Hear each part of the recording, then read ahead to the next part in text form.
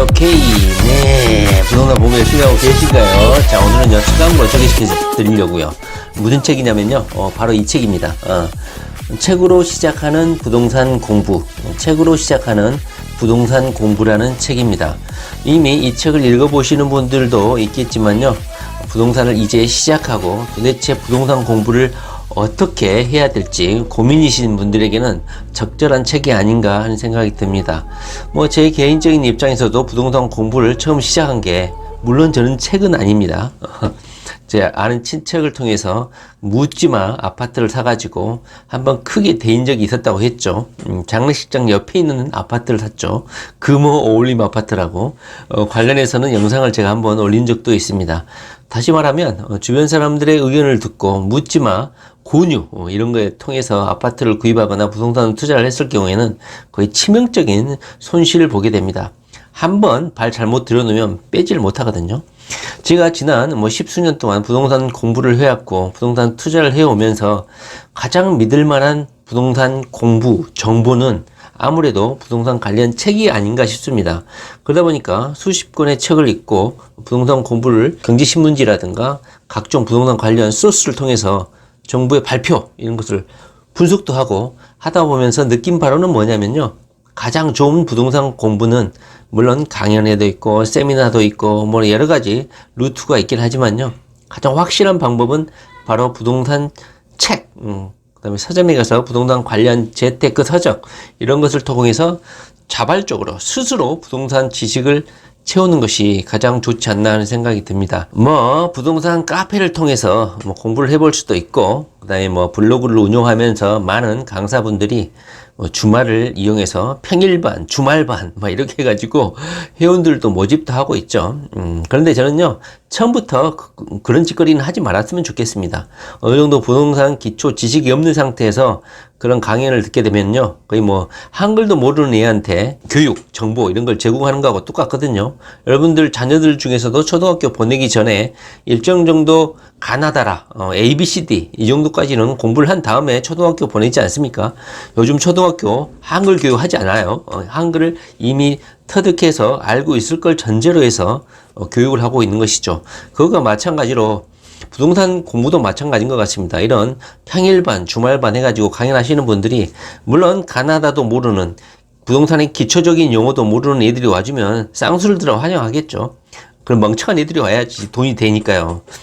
그런데요, 제가 지금 오랫동안 공부를 해본 결과로는 그런 강의도 물론 도움이 되겠지만 그런 강의를 듣더라도 어느 정도 공부는 되어야 된다. 그런 차원에서 오늘 이 책을 소개시켜 드리는 겁니다. 블로그를 운영하시는 분인 것 같아요. 여자분인 것 같고요. 레비앙이라고 되어 있어요, 닉네임이. 근데 제가 수많은 부동산 책을 읽어보면서 느낀 점이 있습니다. 부동산 책은 거기서 거기입니다.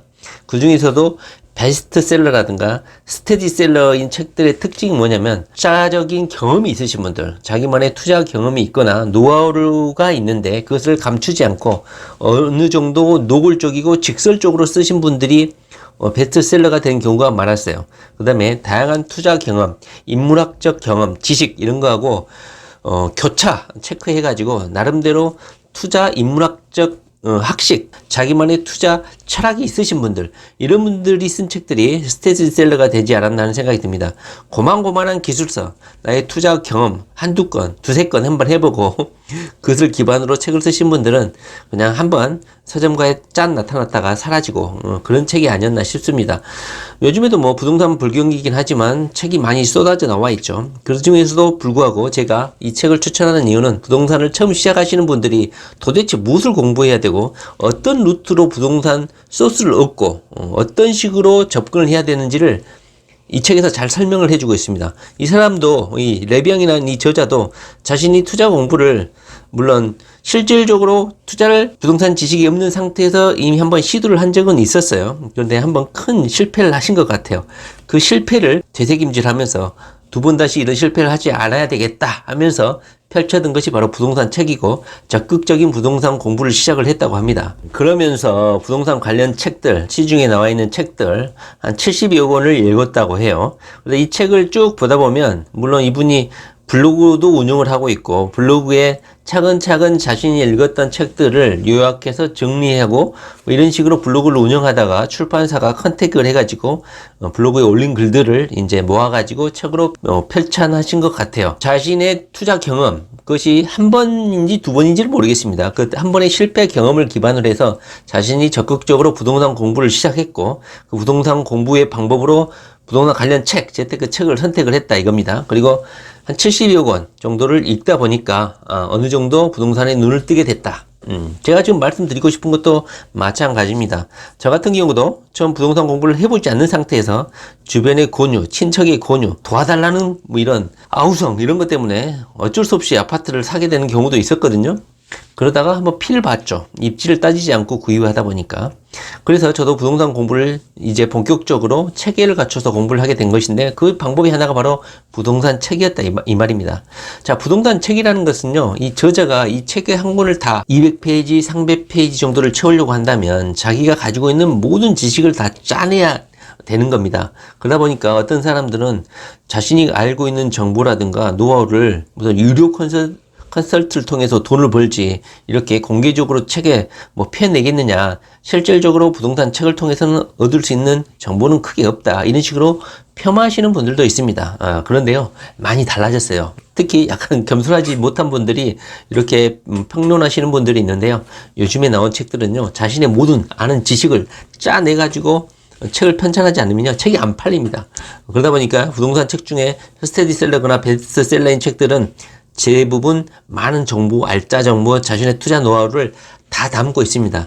그러다 보니까요, 저는요, 저자가 이렇게 책을 편 다음에 하는 강의는 찾아갈 필요가 없다고 봅니다. 왜냐하면 자신이 쓴 책에 있는 내용을 다시 복귀하는 수준, 리바이벌하는 수준의 강연, 세미나를 하거든요. 그렇기 때문에 뭐 저자가 책을 내고 그 책을 기반으로 해서 뭐 평일 모임, 주말 모임 이런 식으로 강의를 하는데요.